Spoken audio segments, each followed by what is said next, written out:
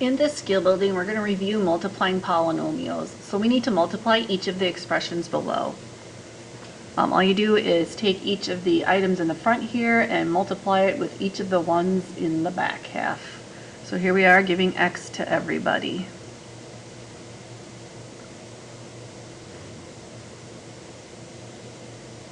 And then we'll give 7 to everybody.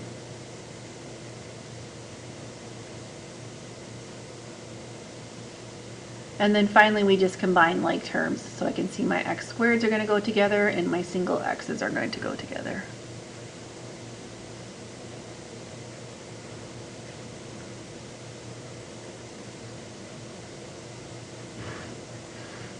And that is the answer for letter A. Here's letter B. We're going to take care of these two first and then multiply that group by that after we're done.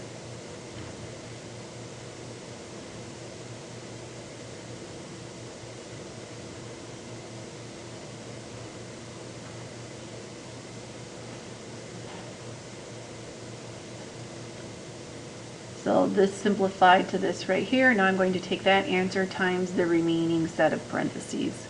So x to the second times x to the fourth is x to the sixth plus 4x to the fourth plus 16x squared minus 4x to the fourth minus 16x squared minus 16 times 4. So 16 and 16 is 32, and then 2 of those is 64. Again, combining like terms, my x to the 4's disappeared and my x squareds are going to disappear.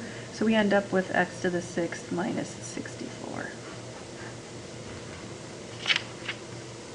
Letter C, same thing. I always like to have the smaller one in front, so I'm just going to rewrite this one. It doesn't matter though, you could multiply it the way it was.